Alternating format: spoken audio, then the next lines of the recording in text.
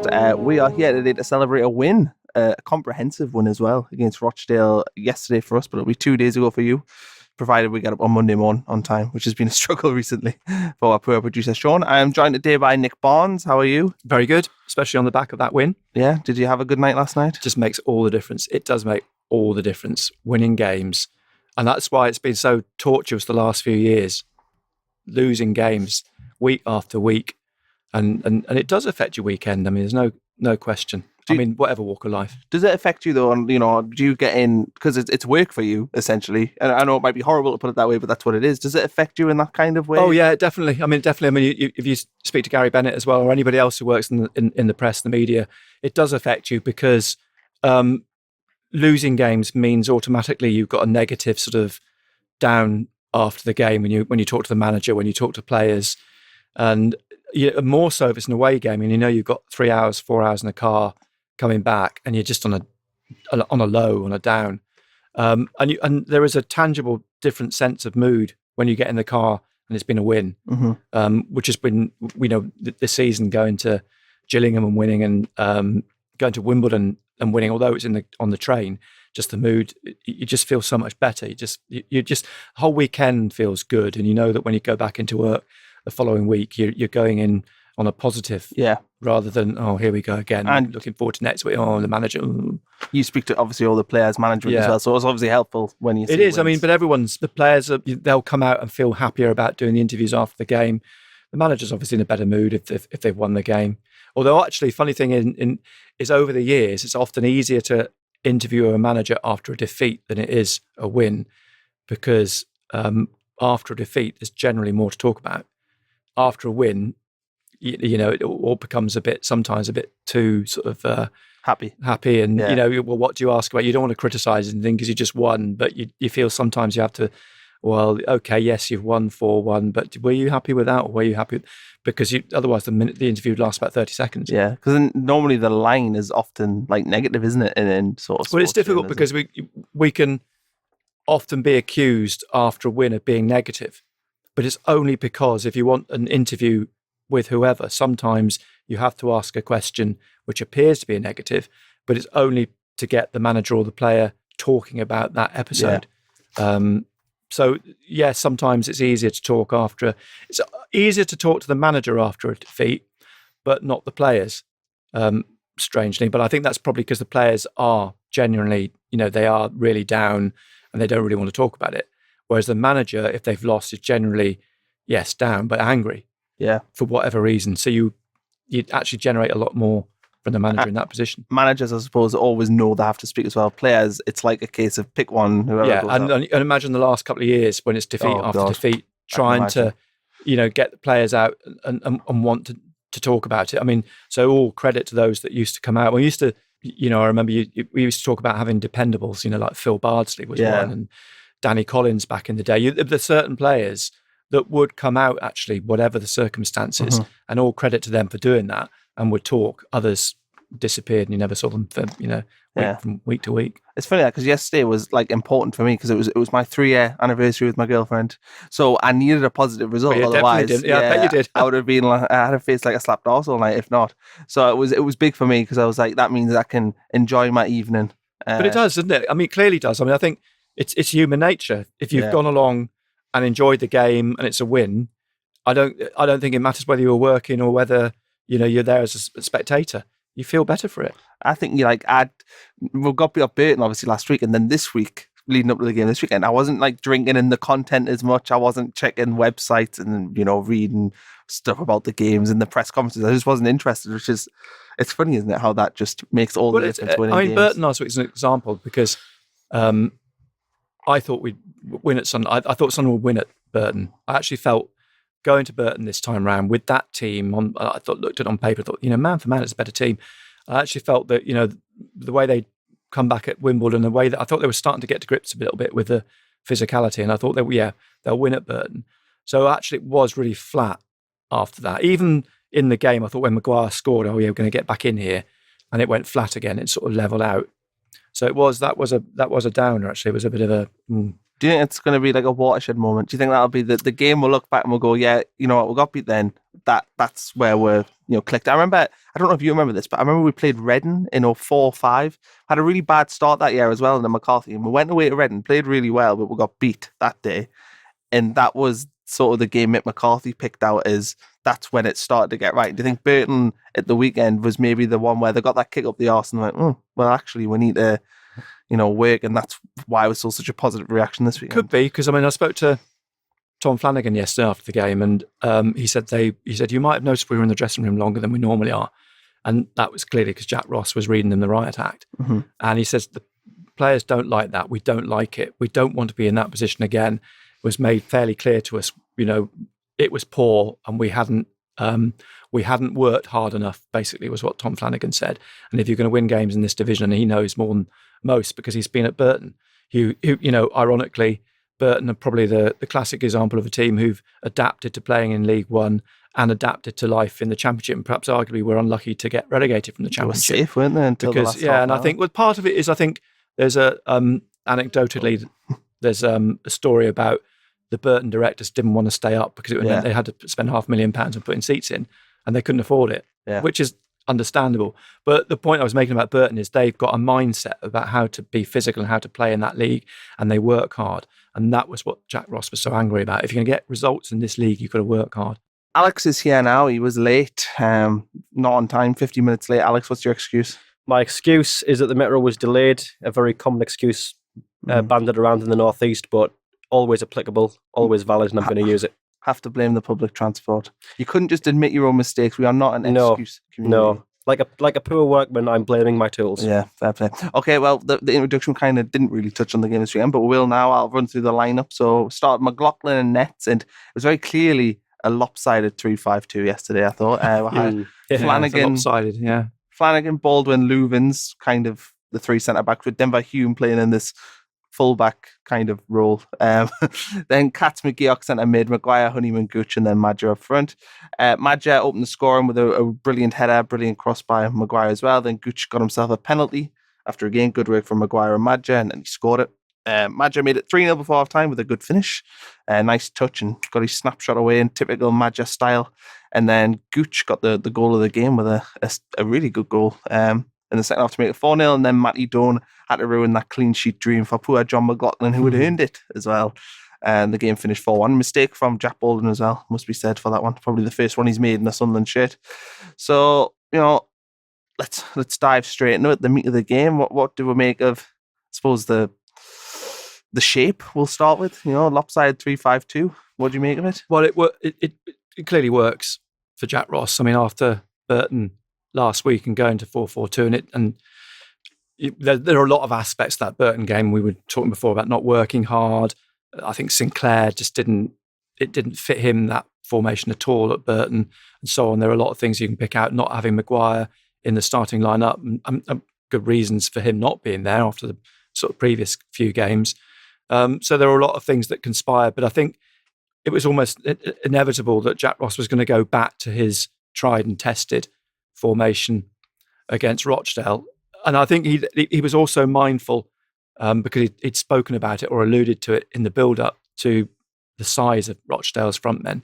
Again, he said, it's another team that have got 6'3", 6'2", all big lads, all big. Calvin big Andrew team, was a unit. Oh, it was an absolute monster. And wasn't just because he was throwing himself around, and he's everywhere on the pitch. He's a centre-back sometimes, up front. And sort of players that can have caused Sunderland problems. So that's partly why, Denver Hume came back into the team, and partly why Flanagan was in the team as well. That's quite a bold statement to take both your experienced fullbacks out and put in, Flanagan's just back from injury, and Hume, who's one of the younger players, who, though arguably was unlucky to lose his place at Burton. But yeah, this lopsided 3-5-2, but you can see why it works with Gooch playing on the right wing and causing defenders, the fullbacks, problems, although Sam Hart was clearly trying to give as good as he got yesterday. And Hume, as Jack Ross has talked about this season, from pre-season onwards, has got more and more aggressive. He likes that side to his game.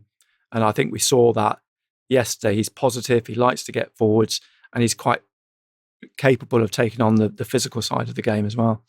Alex, what do you make of like it's like fluid, isn't it? The way the back four works, or back three to back four, you know, because Flanagan does slot into right back at times and then moves into centre back. And I don't know if I've ever actually seen a team sort of play like that. No, I think it's fairly subtle, really, how they operate. And as you say, it's a very fluid motion. You'll often see, I mean, Flanagan playing out on the right will, on paper, operate, for the sake of symmetry as a wing back alongside Denver Hume. But when we come off the offensive and suddenly we're under pressure, he does seem to slot back in the middle and sort of take up a place alongside Baldwin and Louvens. And I think it says a lot for Jack Ross's Jack Ross's sort of tactical expertise, that he's able to get a team to operate with that fluidity in this division. I don't think you would see an awful lot of that. In the lower down the leagues you go, I think teams don't tend to sort of try and reinvent the wheel as much. But I think with Ross, we've got a fairly unique dynamic there, and when it's been put in place, it always seems to work quite well for me. So, and I think the other thing is, we're only 8-9 games in, and it's that they're still learning to play with each other. And even Flanagan coming back in was saying yesterday, the last 2 years, 75 games, he's played at left back. In pre-season, he was playing centre back, and now he's come back in, and now he's playing right back. So, in one sense, that's great, because you've got a player that can play right across the back four, back three, back five, whatever he's going to play. So he can adapt into that fluidity. But it's also going to take those players time to. I mean, the whole set piece for Argo this season, part of it is because these players are trying to learn to play with each other and learn to slot into a system. And Jack Ross has been at pains every week to try and play down the set piece scenario. They will get it right. I mean, one of the biggest things I think is the more we talk about it, the more it becomes an issue in the minds of the players. And the more it becomes an issue in the minds of the players, the worse it'll get. Yeah, I think if we've said it once, we've said it 1,000 times, but what we've got this season is a squad made up almost entirely of new recruits who won't have ever played with each other. The majority, I think, you've got a few like Max Power and Don Love who were at Wigan together for a short spell of time, but a lot of these players, are foreigners to each other. And to throw them into a team and expect them to just immediately start beating teams that have been together for years upon years. I mean, transfer activity isn't as frequent in the lower leagues, I don't believe, as it is in the divisions where money gets thrown around as much. So to expect a team of strangers to each other to immediately start playing, I think that's a good point, because you look at Rochdale yesterday in their lineup and the players in that team. A lot of them have been there since Keith Hill went back to Rochdale in 2013. And one of the secrets of their success in trying to punch above their weight, if you like, for a club the size of Rochdale are, is consistency, because they've had the same team largely for the last 3 or 4 years, the same manager for the last 3 or 4 years. As Alex says, suddenly you're throwing in all these new players, and not just that. We had a pre-season that was going along quite nicely, and they were getting better and better in every game. And then suddenly Flanagan and McGee get injured, 2 players who were going to be pretty key, and they've had to start again almost. And then you lose Charlie White again now, and suddenly it's the fluidity moves way beyond trying to get a team playing together consistently. It's fluid because it's changing every week. Do you think it would be nice? I mean, I always think sort of, with my FIFA / Football Manager head on, I like to have a 15% squad turnover every year. That's like, 3-4 out, 3-4 sort of in. Do you think that would be nice to see Sunderland finally have that, where that in, certain players are going to be there in 3 years' time? It's the perfect scenario, because Sunderland haven't had that for how many years? Yeah. Ever.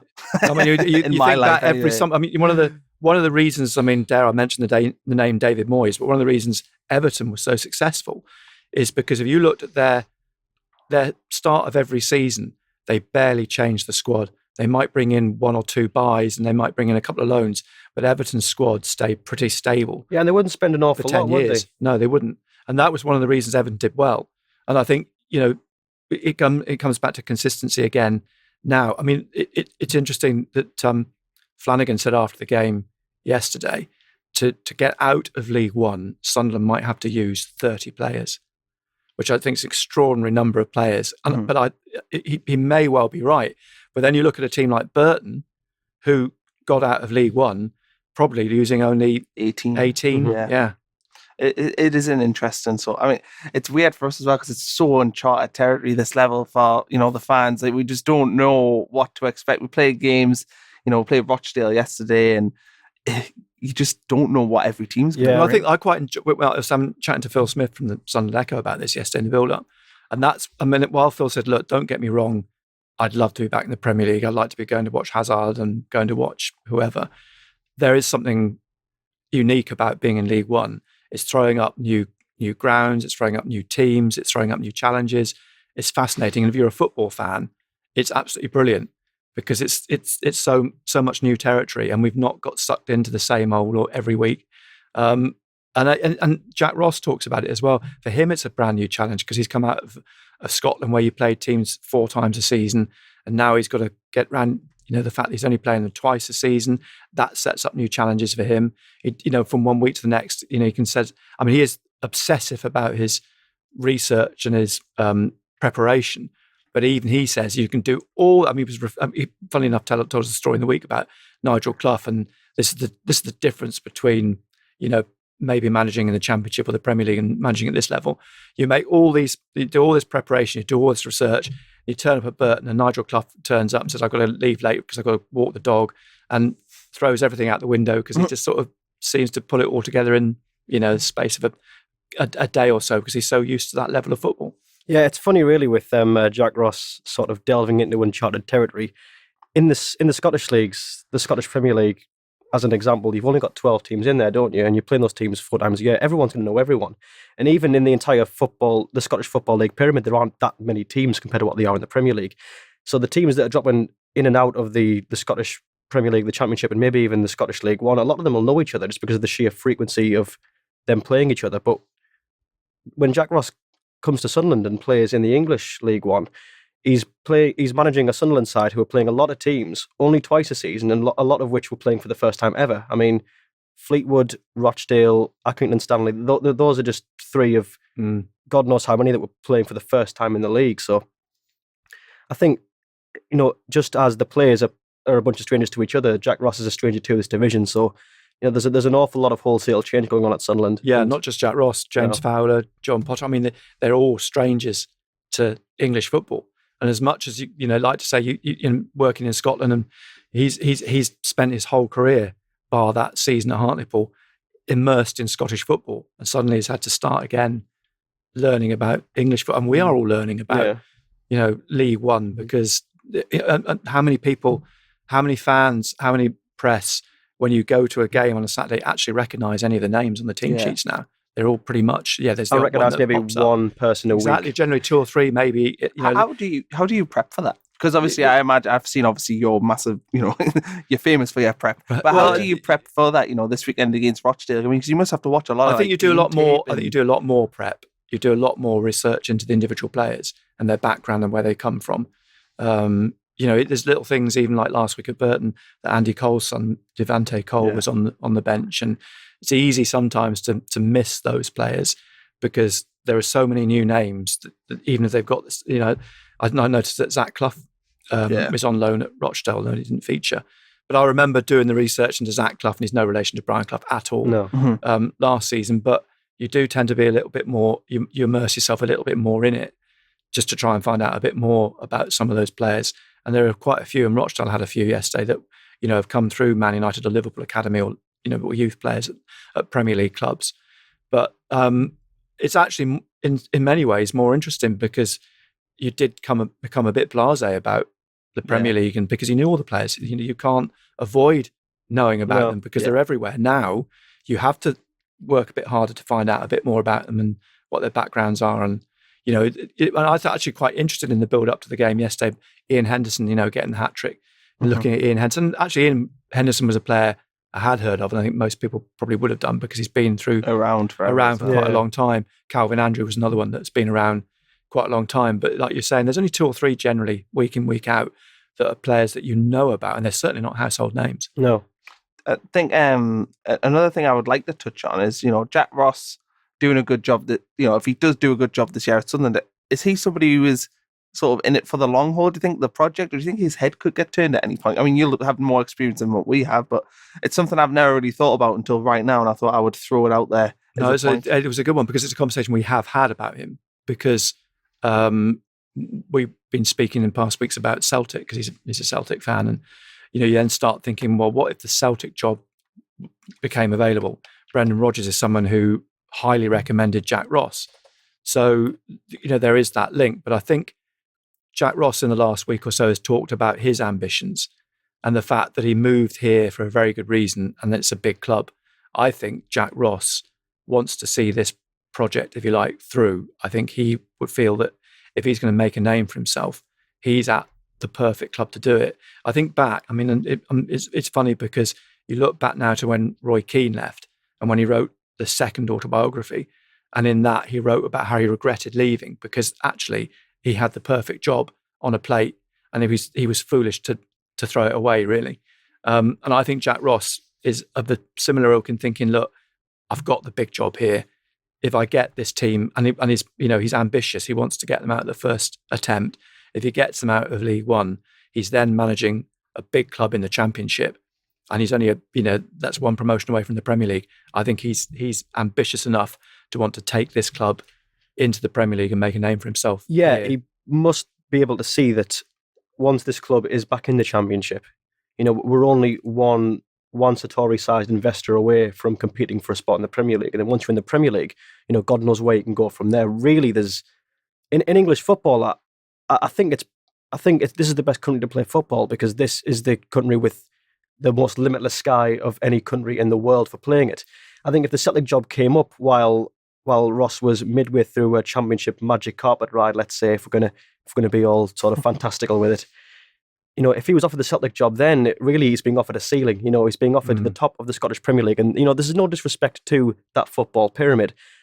But I just feel like compared to what you can do in England, there's only so much you can do in Scotland. You can take Celtic to the top of the SPL. You can take them, into a few preliminary rounds in the Champions League. But beyond that, you're going to be very hard pressed to do an awful lot more than that. And should you do, that which I've just listed, you've done a pretty average job for what's expected of a Celtic manager. So I think really he would, if the Celtic job did come up, while he might be a boyhood Celtic fan, and while obviously I could understand the appeal, I think he would be daft to turn up Sunderland for that. And I think his big ambition is to manage Scotland, and you're not going to do that without getting that's his dream job to manage Scotland. That's interesting. And I think you're not going to do that until you've achieved something in the game. And I think he's in the perfect place to do that at the moment. And he's been quite, said some quite revealing things about moving to Sunderland that perhaps have surprised him. I think it's coming home to him how big a club it is in terms of, he even admits he tends to sort of shy away from going out because he just realizes now what a big club it is, and wherever he goes, people start, pulling him up, and it's so you can, the old goldfish bowl scenario. But I think he's now coming to terms with just what a big club it is, how big the support is, and that really, when you look at the wider picture and talking about the Premier League, I've had conversations the past week about points totals in the Premier League, and I heard this statistic on Total Sport on our station this week about Newcastle finishing 10th last season with 44 points, and that being the lowest points total ever for that position, 10th in the Premier League, 44 points. But then when you look at the teams in the Premier League now, in that bracket between 8th and 17th and 19th, it's Huddersfield, Bournemouth, Watford. Okay, they're playing above themselves at the minute. But then none of them are what you would describe as historically big clubs. So there's nothing to say now if Sunderland can get back in the Premier League, they can't hold their heads above water and finish 10th or above, because that's the way the Premier League's going at the minute. Do you think Jack Ross, if I was him, I'd be looking at, when Paul Lambert was at Norwich and like that, what he built there, and Lambert left and he probably wishes he hadn't, he went to Aston Villa. And I would just think, if Jack Ross gets it right and they do end up in the Premier League in the next few years, he's got, again, like you say, it's there's no sort of ceiling to it. And I would just hope that, he is the man that we have to do that. Well, it is early days, and, I don't want to get too carried away and sort of say, oh yeah, he is the next. I mean, because there was a lot. But that must be his plan. But I think he being the sort of guy that he is. I mean, he's a very, very bright guy. I mean, and he's I think quite a deep thinker about the game and about where he is in the game, and how he's going to be successful in the game. I mean, probably his OCD, and he probably overanalyzes everything. But he is someone who does, I think probably in his own head has mapped out his career path and the best ways to do it. And I think if he is in that sort of mold, if he's, I think if he's very, very I think he is very grounded. I think he will be sensible enough to realise that he does need to stay at Sunderland for a few years to make that name for himself, to prove to everybody that isn't a flash in the pan, and to prove to himself that he can manage a big club. Right, we're going to jump back into the game now. We went on a slight tangent. My fault, to be fair. John McLaughlin made some pretty big saves yesterday. I mean, how good is he? But B, how important were them saves yesterday? I think those saves were crucial. I think there was a really good one he made when it was at 0-0, and I think should he let that in, that's the stereotypical, early goal we've conceded, and then suddenly we're all on the back foot. We're all groaning again at how, we are bemoaning how we have this really fundamental problem in the team. But no, he saves it, and I think that's the difference, because that all we really needed was a break to get the first goal, and suddenly the lads are instilled with this confidence, which allows them to come into the game a lot more, to use that clinical efficiency they've got up front to go and get a few more. And I think the save's not only good because it's a good save in its own right, but because of what it allowed the team as a whole to do. And then he made 2 or 3 more crucial saves when you only need Rochdale to get 1 or 2 goals back into the game, and because that's what this division's like. I mean, the double save late on with his feet and then tipping one over the bar. Oh, that was tremendous. I think he's not a world beater. He's not world class. He's a League One goalkeeper. I think he's a League One cusp championship goalkeeper. He's competent, and there are clear failings, but there are also a lot of positives. I think the big thing this season is he's playing with defenders who are in front of him trust him. He's playing with a confidence. He's got experience. I've heard a few comments last week. Well, why isn't Matt Striett playing? Why isn't he getting a chance? Well, he's got no experience. He's absolutely no experience, and it's no coincidence that Simon Grayson, Chris Coleman, and now Jack Ross, all 3 managers, have not elevated Matt Striett and given him. So there's clearly got. And now you think that for all the problems that Grayson and Coleman had, they're still experienced managers. So there must be something in that. And Router.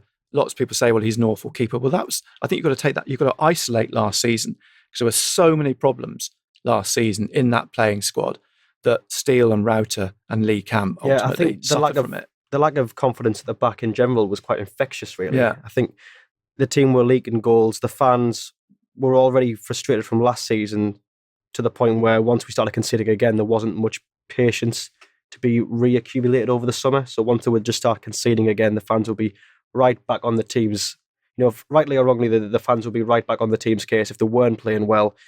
And I think to be a goalkeeper, to suddenly come into that side when your colleagues just had an absolute nightmare and the fans were already, sick to death of seeing you concede, basically.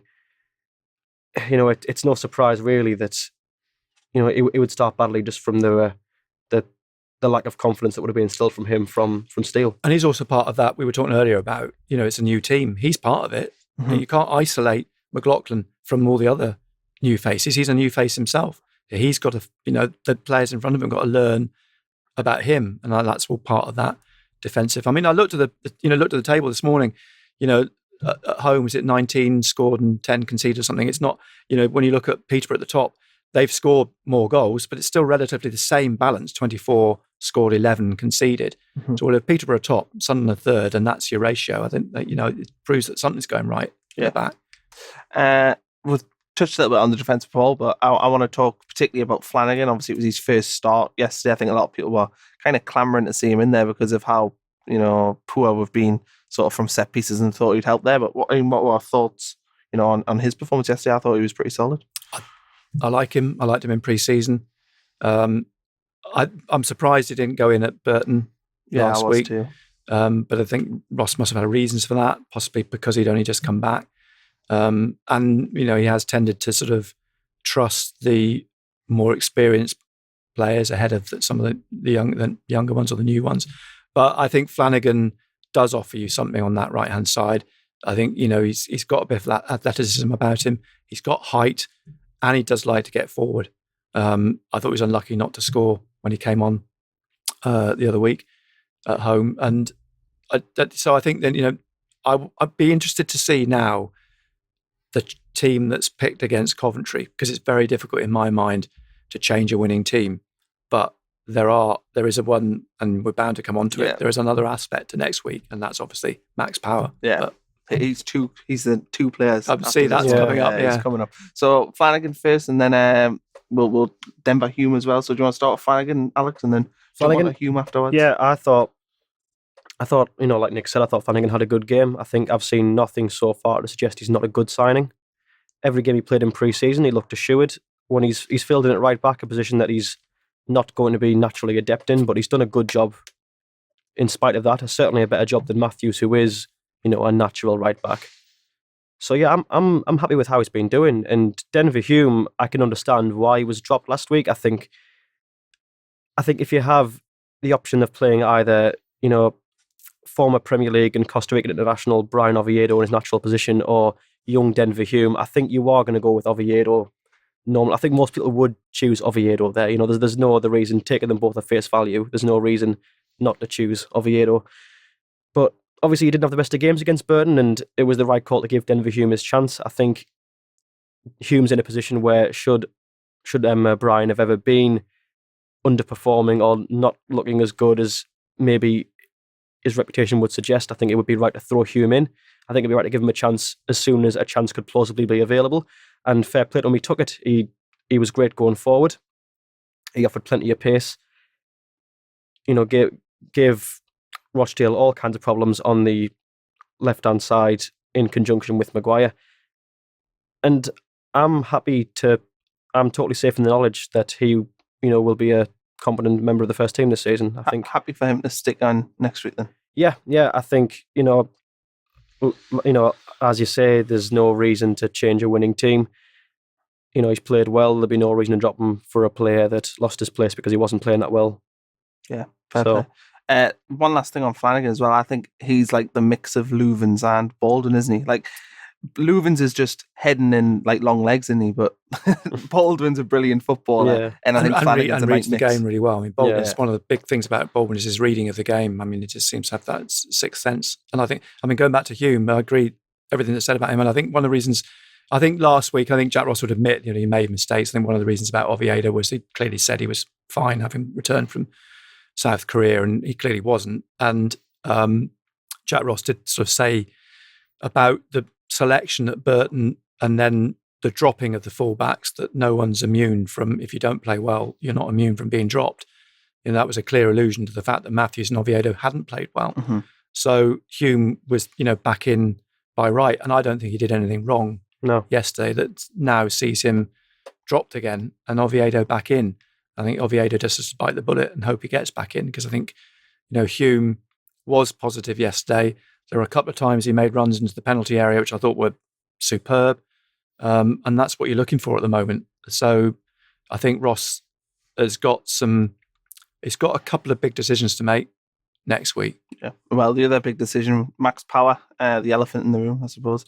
I suppose to discuss Max Power, you have to discuss Cattermole and McGeoch, don't you? Because that's who he's going to be replacing if he comes in. So, what do we make of their performance yesterday? I thought personally McGeoch started slowly, wasn't great, but he really warmed into the game. And by the end, he was one of probably our better players. And Cattermole was just steady for the full 90 minutes. I wouldn't say that he really warmed in, to be honest. I don't think McGeoch, I think he definitely improved as the game got on, but I don't think I don't think everybody looked that great, to be honest. He certainly didn't look as good as the man who he was initially signed to replace.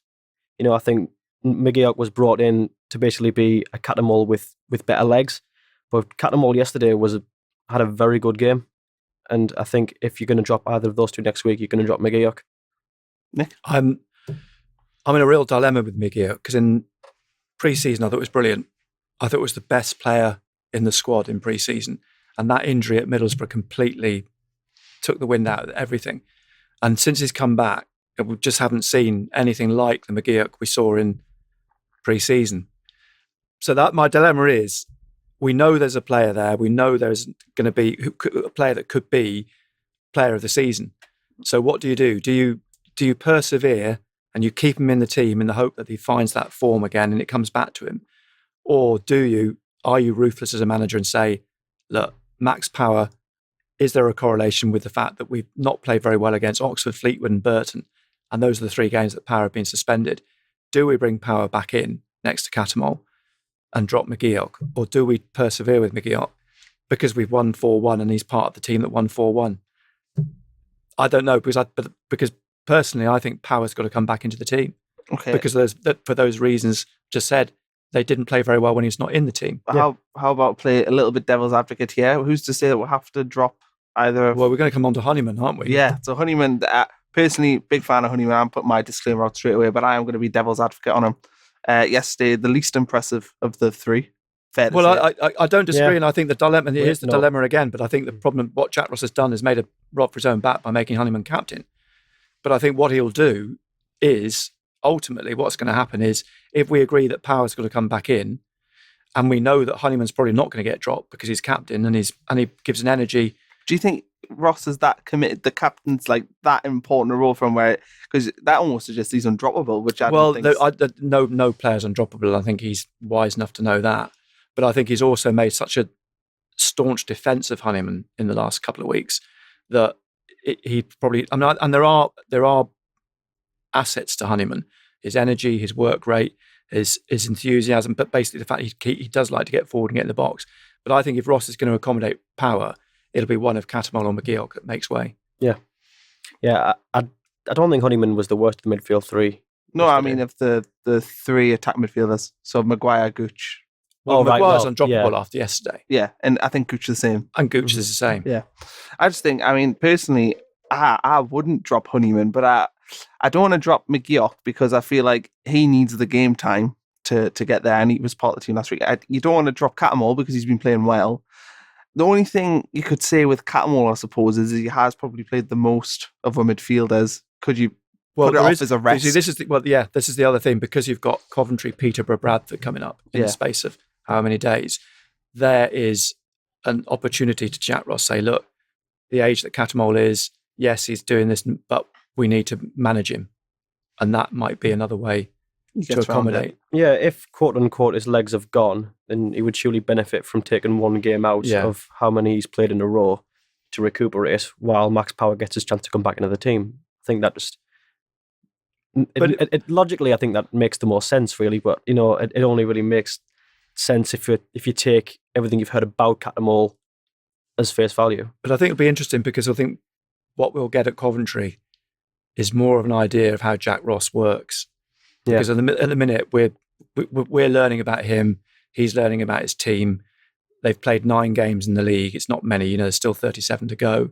And we've got players like McGeoch who clearly, they want to get playing well again, Power to come back in again, Wyke in 3 months' time, Watmore to come in. There's lots of players, Sinclair to get up to speed, players that they want to integrate into that team and that squad. And it's going to be a squad, as Flanagan alluded to, they're going to have to use a lot of players.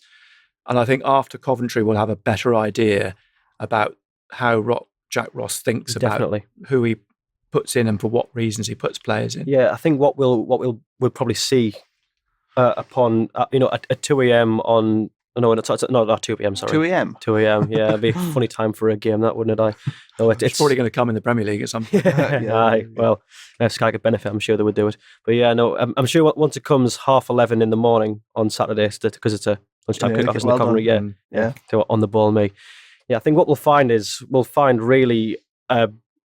out for ourselves, a very key aspect of Jack Ross's philosophy. Is he prepared to be patient, as we've said, with a player like McGeoch, who clearly has a lot of potential, and given the game time, he could realise it. Is he willing to, take that gamble and, instill some patience, or is he, as we've said, going to be ruthless? Is he going to focus on immediate results rather than an individual player's potential to, maximise their amount of brilliance? Is he going to be impatient and just bring Power in with the hope that his inclusion right back in the team, as the common denominator of our last 3 losses, will having him back in the team suddenly get us back to the winning ways we saw against the likes of Scunthorpe? I know what will happen now. after all this discussion about, thinking deeply about the game, Catamol will probably get a yellow card within 10 minutes and probably have to come off at half time for fear of being sent off. And that will be the way. Exactly. I mean, sometimes these things happen in a bizarre way. You just don't see it coming. And it would be oddly convenient if he did, to be fair, because it's the best possible excuse on a plate, really. Catamol, he's walking on eggshells. He was at Burton. I mean, that's another aspect of the Burton game. He picked up a yellow card at Burton, and it changes his game. It always has with Catamol. As soon as he picks a yellow card up, and even managers allude, they will say after the game, we knew that Catamol was on a yellow card, and we knew he wasn't starting to make tackles, and so it does change games having that with Catamol. But I think fundamentally, look, Sunderland are third. They've played only 9 games. They've got players to come back in. They've only lost 1. And in a way, all the criticism of Honeyman or the criticism of certain tactical decisions, it's all fairly superfluous because actually they're doing all right. Yeah. And I'm always been one that I don't want to be the team sitting top of the table early on because everybody targets you then. You're better placed in 3rd or 4th, where you just suddenly, in that last couple of weeks, months of the season, that's when you launch your sort of bid to go up. And someone pointed out about Wigan and Blackburn last season, lost 2 or 3 in the first 8-9 games, and both went up fairly comfortably. So, it's after the meltdown of Burton, it's really, we're not in that position at all yet. We've talked, I've pretty much covered all the midfield, but Chris Maguire yesterday, very integral to the game. Even though he didn't get on the score sheet, was important. But that was the only thing missing from Maguire yesterday. I thought he deserved the goal yesterday. He was just superb. His passing was just fantastic. We saw Maguire. Well, it just everything about Maguire's play yesterday. We saw there the Maguire that everyone's been raving about, which had dipped for a couple of weeks. But people always talked about Maguire at Bury and why it didn't work at Bury. Well, he wasn't happy there. He hated it there. It didn't work for him there, and that consequently meant he didn't play well. He's happy here. He's enjoying it. I think he's loving playing in front of big crowds and a happy player. He's one of those that someone said to me, he's the sort of player that likes an arm around him.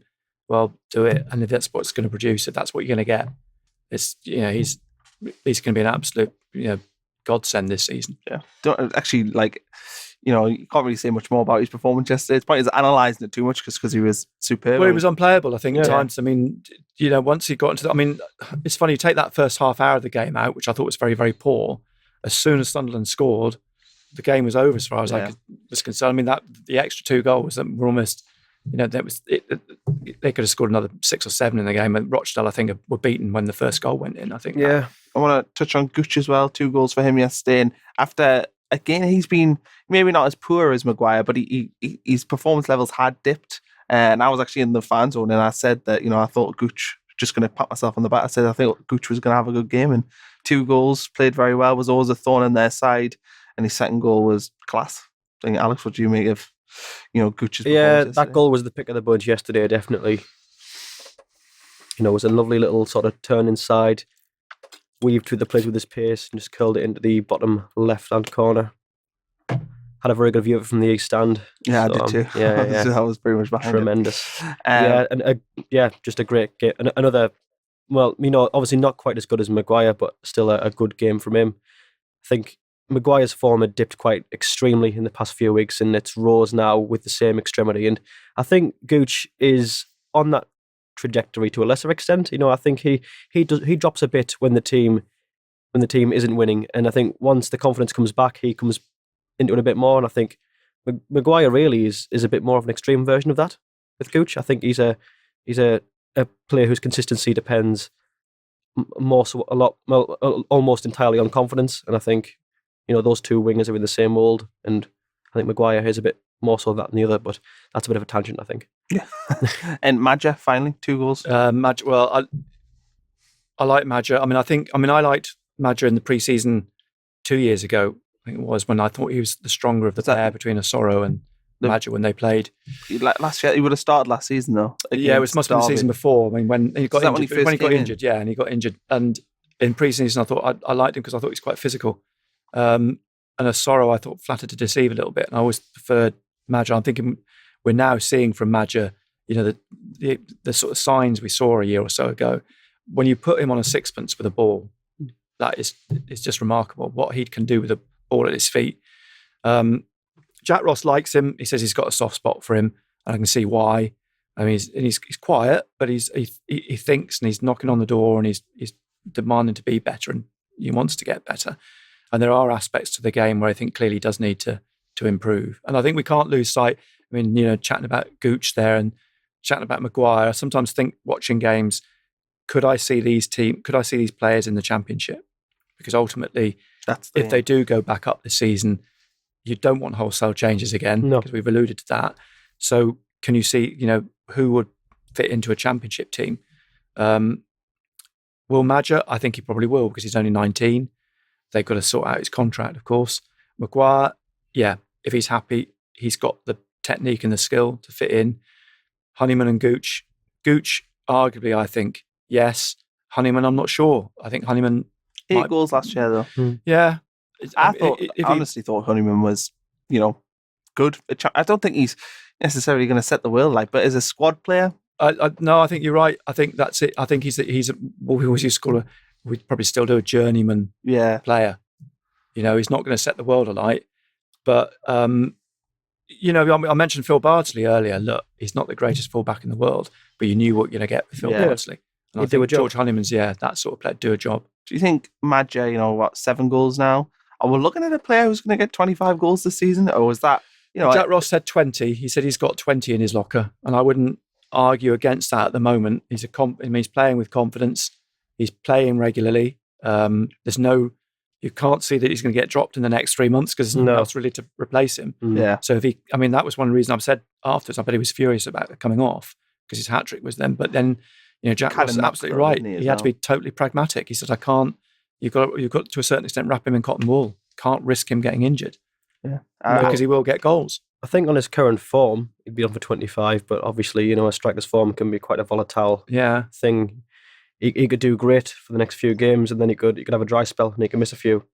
But I can understand why Ross would have a soft spot for him, because really it's, when it comes to playing up front for Sunderland, it's Madger against the world. Wyke's out indefinitely. Jerome Sinclair's not a natural striker. He's really got to, I suppose, nurture Madger and just sort of keep him on the right track and do what he can behind the scenes to help his development. And the problem is, of course, the longer the season goes on, teams get to know more about those players. I mean, at the minute, Madger's a bit of an unknown quantity for teams that don't really know how to deal with it. There's no dossier. The second half of the season, there will be a dossier. Do you think Madger, if you were in his position with his contract coming up, would you gamble on yourself?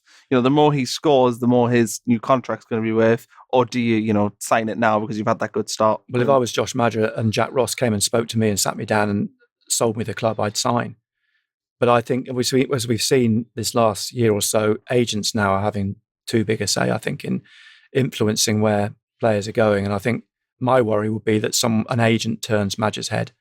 Because I think if Madger sat down on his own with Jack Ross, Madger would stay. But you never know what happens. Yeah. Right, I'm going to jump here. There's a question from Jason Beattie. Do you think the performances of Hume, Gooch and Madger yesterday show that we should have more faith in using academy lads where possible, e.g. Kimpioka, Nelson, whilst Wyke is out instead of a free agent? To a degree, I agree. But I think you've got to have a balance. You do need, and I think we've seen already this season, you need the experience of the Maguires and McLaughlins and whoever, because it's a punishing, unforgiving division, and I don't think you need to balance youth with experience. Yeah. But I'm all for blooding the players out of the academy now in the manner that Jack Ross has done. And I mean, as he said right from the start, okay, he was forced to a certain extent because he only had 8 experienced first teamers when he arrived, and so the likes of Barley Mumba and so on were involved. But he's done, he's kept them in. Barley Mumba trains with the first team squad still.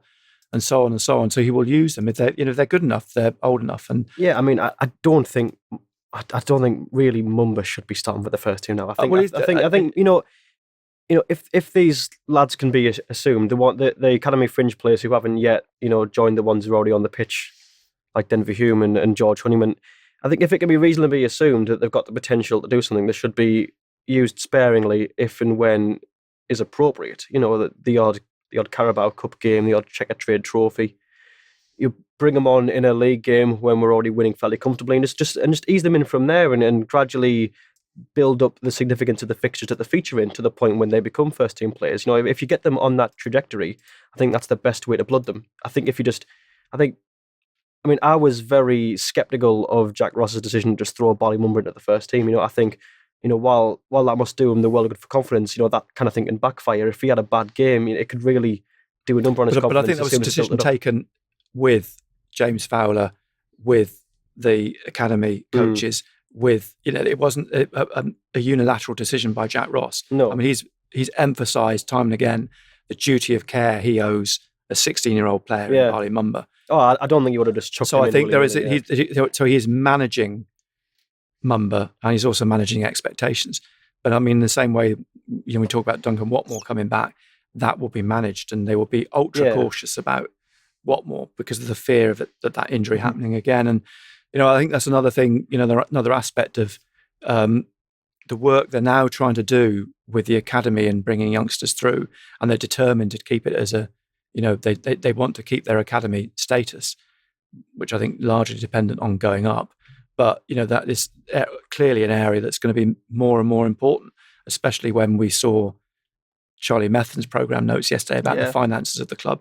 So, the academy and the development of young players has got to be an absolute key part of the plan going forward. Last things really on the game. We've done a moment of the game on Twitter today, so I'll read a few out and then you can pick your own. So you've probably got a minute to decide while I read out a few of the others. Okay. I don't know if you were concentrating there, Alex. Moment of the game. Yeah. Right. So one here from Guy Incognito. I remember this, the foul throw from their player that didn't go in play. Yeah. Which I'm surprised it didn't get given the other way then, because it was a complete and utter foul throw. Yeah, it didn't go in play. So of course it didn't go over the line, did it? Yeah, because I remember when I used to be a referee, I remember that happening all the time with kids who didn't know how to take a foul. Sometimes showing them how to. It was quite comic. See, I love the image of you on like a Sunday morning, like giving a dubious decision, and then some parents or some 8-year-old having a go at you. Yeah, I can see it. Standard. Did used to happen. Yeah, in the suburbs of Blythe. Cattermole doing skills on the wing. I remember that as well, and everyone telling him to shoot, and then he passed it and he trolled everyone. Yeah, on the edge. Oh, and he had that shot, and he absolutely skied it. As well. He's put that one in there. Glenn Louvens, Boris Johnsoning their player in the first half. That was I don't even think he got booked for that either, did he? No. Richard Ingham says the care with which Lyndon Gooch looked after his mascot. I didn't notice that. Well, I didn't notice that. Benno made a point before the game when we saw all the mascots, because there were that many of them. He was mixing them up with the first team because of their height. Right. Brilliant. We are a small team. It is a small team. Another talking point. David Hamblin says Baldwin's perfect outside of the foot boot pass up to Maguire up the line before the cross for the first goal. Oh, that was sensual. He does like doing that quite a lot, actually. If you watch Baldwin, he does like to play it with the outside of his foot. Yeah, he does. He's very adept at it. I mean, he's a very good footballer. Yeah.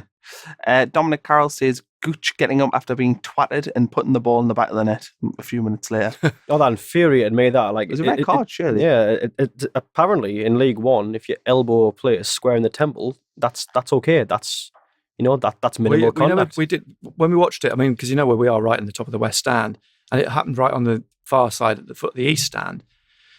It was so far away, but at the time he did it, I was convinced that must have been an elbow, and I couldn't understand when the card came out and it was a yellow. But we didn't get a replay of it. Yeah. So hard to tell. It's not on the highlights either. No, and it's so difficult to tell. But I mean, the reaction then, because Gooch was laid out for some minutes, I'm thinking, well, that must be the nose. He must either have a bloody nose or it's broken. I thought it was that must have been an elbow. Yeah. No, it was his eye that ended up being cut. Was it his eye? I didn't see that, because we were too far away. But it was interesting then, because the referee, who, in fairness, Trevor Kettle's one of the more experienced referees for the first time of the season, getting a referee that actually got a bit of higher league experience, was at pains to speak to, I think, 3 Sunderland players and 2 Rochdale players. And he was clearly, I think, then explaining the decision not to send. Now he's given the yellow. They can't retrospectively look at it either. So if it was a bad, I think he was obviously explaining the decision. But I mean, I don't know. It looked to me like a sending off straight away. But have you got a moment? Well, I was just thinking about, for me, Maguire's pass, crossfield pass for the match. For the I just thought that was brilliant. Alex? Yeah, I think my standout moment, just for its profundity, was that absolute elbow that Gooch took. I thought, just based on how he sort of like gingerly walked around after and then lay down, I thought he was concussed. Fellow ROKER reporter Chris Cameron, who's a bit further down from me in the East Stand, he said he heard it, like the sound of the connection. So must have been bad. Yeah. Well, welcome to League One, isn't it? I mean, that's what it is. That's what it is, isn't elbows. it? I don't know, just on a tangent, that tackle last week, it was shown all everywhere, it was all over social media, the Accrington Fleetwood game, and the guy what a tackle ran across at about 140 miles an hour, made the tackle. But for me, the best moment of that was the defender just got up. Yeah. Well, that's what happens every week. Leuven's did one as well, didn't he? Similar. Another point from not even the weekend, just in general, won 3 games this season by 3 goals. And I think that needs to be noted as quite impressive. Well, I think this is the strange thing about this big thing about taking the lead. I think when Sunderland take the lead, the game suddenly, the other team seems to just throw in the towel. That's not to say no disrespect, because Sunderland, I thought, played so well against Scunthorpe that they more than deserved that win. The 4-1 at Gillingham, still to this day, that could have ended 6-6. That was such a strange game. Yeah, it didn't really. I'd say that one was. It was a really weird game, and I got some criticism afterwards saying, well, you're being negative that flattered Sunderland. I think, well, not being negative, it's a fact. Even the managers admitted afterwards it could have ended 4-4. It could have gone anyway. Just they got the rub of the green that night. Totally. Yeah, I think when Sunderland get the confidence to be clinical, they can be relentless, and you do often see that with teams in these lower divisions. In the Premier League, you don't often see score lines of quite big margins as you do in the lower divisions. Yesterday, obviously, I would say is an exception to that rule, but normally in the Premier League, you don't. Games are a lot more evenly contested, but. I always thought that when I look down at League One, League Two, you see a lot more 4-1s and 3-0s. You get a lot more shots. There's a lot more chances. The game's a lot more. Yeah. Yesterday, I think part of the reason. At 3-0 half time, it's very difficult then to lift yourself for the second half, to push and score. And actually, Jack Ross as a manager would have been really, really mindful of injuries. The last thing he needs to do is, let's say, go gung ho in the second half and score another 3. Yeah. Because if any of those players picks up injuries now, you've got the game's won at half time.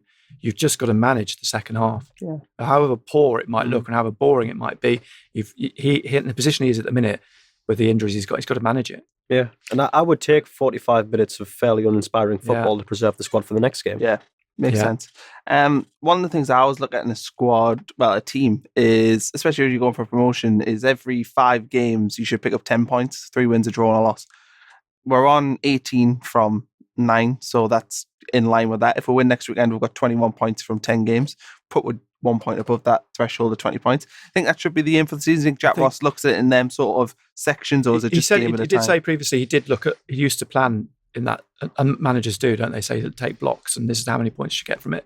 But he said at the start of the season it's been a bit difficult because he's finding his way in the league and he's trying to get his head around the meeting 2 times, not 4 times. But I think someone else, the figure they were quoting was, I think the one you just mentioned, 2 points a game is the average over a season if you want to get promoted. And I think that's probably about right. You looking, I think another thing that Jack Ross was pleased about yesterday, which is good, is that they're unbeaten still at home. And I think Stadium Light has got to become somewhere that's difficult for teams to pick up points, because the longer that goes on, it will be harder for teams to come and start to set up like Fleetwood and Oxford did, because they will be start to be mindful of the fact that teams are going there and not getting anything. So I think the old adage, win your home games and pick up point away from home, then you will get that average of 2 a game. Yeah. There's a thing here from Keith Blanchard, or Blancard. I don't know. I've butchered that. I'm sorry, Keith.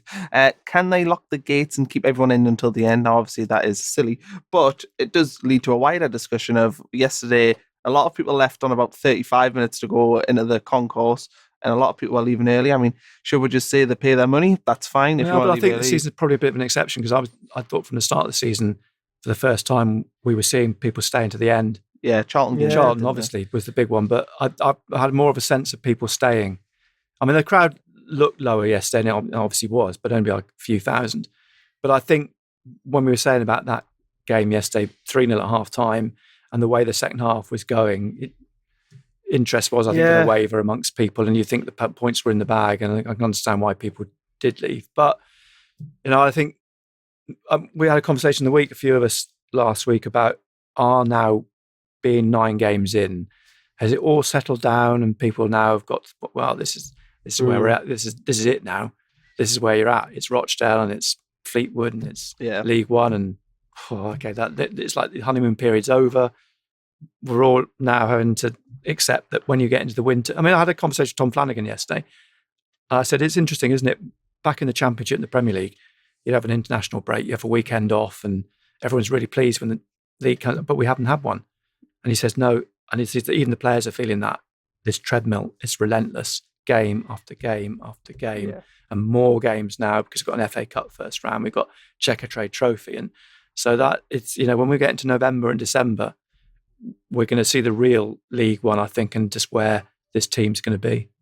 Do you think people leaving early that's a problem? Man City in the week. No, I mean, look, last season we had an absent owner. We had a CEO who was as incompetent as he was self-serving. We had no money to spend. We had a fairly terrible team with some of the worst Sunderland players to ever wear the shirt. And this season, the biggest problem is that some fans want to get away to whatever they've got planned on the 80th minute. If those are your problems, I don't think you've really got problems. Well, Charlie Methan's trying to address getting people in 15 minutes before kickoff. Maybe that's the second. You can put that on his sheet as well. Stay in 15 minutes from the end as well. He did a thing with ALS the other week where he said that he wanted people to stay. Absolutely, I think it's interesting. I mean, I would never leave early because I just couldn't do it to myself. I always fear that I'm going to miss 3 goals in the last 6 minutes or something. I mean, we don't either, but I think to play devil's advocate there, I go to the game with my dad, my brother, and my granddad. Now, my granddad is a 90-year-old man who needs a wheelchair to get around. Yeah, we park just by the stadium and we bring him in, and the hospitality there is just on a side note is fantastic. They've been really great at accommodating my granddad. But when we get away at the end, obviously we're getting back into the car from the wheelchair. But then because of how congested it is around the stadium, we're waiting there for about 45 minutes. Bordering on an hour. I think it was about an hour for the Scunthorpe game. And I could understand if someone in my position wanted to get away early just to beat that traffic. You might have somewhere to be. You've got things to do. A lot of us will have the Sunderland games, the highlight of our Saturday, but a lot of us will have other arrangements to do as well. I would understand if someone in our position would want to leave on the 80th minute to avoid that. I get it. It's a personal thing. I think. What about the before half time, 35 minutes? Especially Sunderland turning the screw as well at that point. But people do. I mean, I think wherever teams are playing, sometimes you see people disappearing off to get a hot drink or whatever. Yeah, get a pint 5-10 minutes before half time. And it's just an interesting. I normally eat before the game anyway. I'll just when I'm walking in. I'll let my bladder explode before I'll pee during a game. Great. I mean, for you, it must be a nightmare for you. I remember a couple of seasons ago. Remember at Cardiff at that Christmas time. And it was freezing cold. It was the Colback one. Yeah, and it was absolutely freezing. So as a consequence of it being and the consequence of it being really cold, you tend to drink a lot more hot drinks during the game. And Bernard obviously brought me a big coffee at half time. Anyway, 10 minutes before the end of the game, I'm thinking there really is going to be a serious question here. I'm going to finish the game. Do I wet my trousers or do I just try and hold on? So I psych myself up to thinking, right, as soon as the whistle goes, I am off to the toilet. That's it. I forgot that when the whistle went, we still had 10 minutes on air before I could hand back to the studio. Oh. I've never been so close as to have an scored as well. Honestly, in the 96th it was a nightmare, absolute nightmare. I probably did myself irreparable medical damage at the Cardiff City Stadium that day. And I know a friend of mine who was a commentator at Barrow once, many years ago. He was so desperate, he had to go and he made us summarise and do the commentary while he went to the toilet. Yeah, but I just don't think I could trust Gary to commentate. For the time it would take me to get to the toilet and back. It's a real moral dilemma that, do you just wee yourself there on the spot or do you continue your commentary? Do you value your journalism or your dignity? Which one prevails? Ultimately, if it came to it, I'd have to start to wet myself. Well, yeah. Fair. Well, that took a turn. Didier Ndong, I just touch on him slightly. I don't want to spend any more than about 30 seconds on him. I mean, it's an awful bloke, isn't he? At Newcastle Airport. Is there any chance that he ever wears a Sunderland kit again? Hopefully never. What if he says he's willing to take a pay cut? If he comes in and says, I'll go on 10 grand a week and I'll train with the under 23s and I'll earn my place, or is it just done? I think Jack Ross wouldn't have him anywhere near that first team squad. Okay, we'll move on then. Yep. Bye-bye. Next week, we'll have a little preview. 5,000 lads fans. I'll be one of them. Alex, are you going? To Coventry? Yeah. I am not. I'm doing the match report. Right, you sit over there. You don't say anything. I'll turn your mic down. I'm doing my service for Roker Report trademark.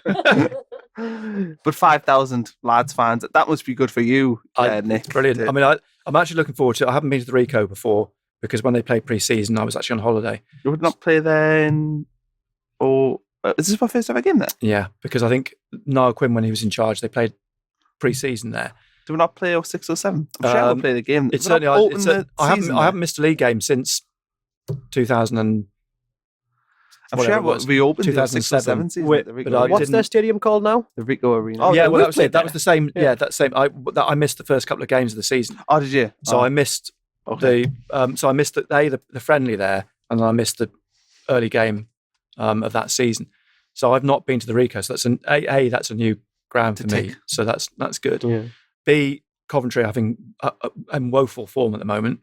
Great. And C, 5,000. It could have been a lot more, and I can understand why Coventry probably thought, actually, this is starting to turn like a Sunderland home game. So they probably I would have just let them in. Shut the gates if they need the money. Yeah. But no, I'm looking forward to it. I think the fact that Power's probably going to be back in as well, and so on. And you know the story about Max Power and picking up the fan on the way to the game? I heard about it. Do you want to tell it? Well, apparently on the way to the home game the other week, he was driving in and he saw a Sunderland fan waiting at the bus stop and pulled over and asked him if he wanted a lift. And obviously the guy said yes, and so he gave him a lift to the game. That's class, that. But that is not an indication of how different this squad is to previous squads and the individual players. You look at Luke O'Nien, aside from the fact he looks about 12, every time you see him, he looks like he's a kid in a sweet shop. He cannot believe that he's playing at a club like Sunderland. Max Power is the same. I mean, he could have been, beside himself at that suspension, but he's done nothing but walk around with a smile on his face and, and has embodied everything that, this squad is about in wanting to be here, wanting to play here, grounded. And that's another, I think, an important aspect of the way the club's been turned around. Yeah, I mean, if it takes 2 relegations to finally see us field a team of salt of the earth players who care about the region, care about the people, who just want to be here, then I'm happy just to see it. Would you ever see, Jason Denier or Adnan Januzaj doing what Max Power did there? Probably not. I certainly don't think so. Do you want little predictions for the game? I don't like giving predictions, but you are. But I'm gonna say I think. Because it's going to go horribly wrong because I thought they'd win at Burton. I've got at the back of my mind, I'm optimistic actually that they'll get something at Coventry. Yeah, do you know what? I'm not going to hold you to an actual score, so you don't jinx it, Alex. So you can jinx it. Yeah, I'll give a score and happily confirm the loss for us. I'm going to say a 2-1 win for Sunderland. I'm feeling a 2-2 draw actually. I know. I'm reeling at that. I know. I can see it being like a frustrating day where we should win, a really good performance, but we end up drawing 2-2. Maybe a defensive mistake in there, possibly. No, you're a barrel laughs, you, aren't you? I know. I'm ruining it for everyone. Yeah, but I like this is the sort of reverse psychology, isn't it? That actually you say 2-2, knowing that they're going to go down there and win 5-0. In the back of your mind, you know it's not going to happen. Well, I had Sunderland to win 0 at the weekend. And I was like, and I ended up, obviously I jinxed that mistake from Baldwin that led to their goal. That Matt Dunn's done you in there. Yeah, so if I go 2-2, I'm thinking, it's got to be a win either side. Yeah, that only counts if people know it's spelled Done. Yeah, which hopefully they do, yeah. Yeah, I'm banking on the listeners at home's trivia of League One footballers. Yeah. Right, okay, I think we're done. Has anybody else got anything they want to add? Any notable points that I've missed? No? No, because if we start talking about the height of the team, we'll be here another half hour. hour. I'm not talking about the height. I'm done with that. We've touched on the height of the team too many times, too often. They're all 5'8", and it's a problem. There we go. Yeah. As for Roker Report this week, there'll be an extra podcast on Thursday or Friday morning. It's not me doing it. I did last week's with a Rochdale fan. Yeah. Did we listen, Alex? I listened. Did you? Yeah. Nick, I didn't hear it. Do you ever listen to the extra podcasts? No, I tend to listen to the main one. Just this one. I want the main event, don't you? Yeah. Billy Big Boots me. Yeah. And then I think we have Julio Walker on next week. Oh, the 30th. Next week. Yeah, he's on after the Coventry game. He's on. Yeah. So that'll be exciting, provided obviously you can still make it. I don't want to jinx it, but he said he would come on. So that'll be interesting. And Nick, thanks for coming on. Pleasure. Yeah, tune in to BBC, listen to Nick's commentary if you're not at the game next weekend. Although you probably watch it on Skylight, but if not, if you're in the car, Give him a Stay listen. away from Sky. Go straight to Nick's commentary. You don't need to watch the game. You only need to hear it. There you go, Nick. But it's there if you want it. Yeah. And Alex, don't follow him on Twitter. 'Cause he's got no banter. Do something. Shut up, Baldy.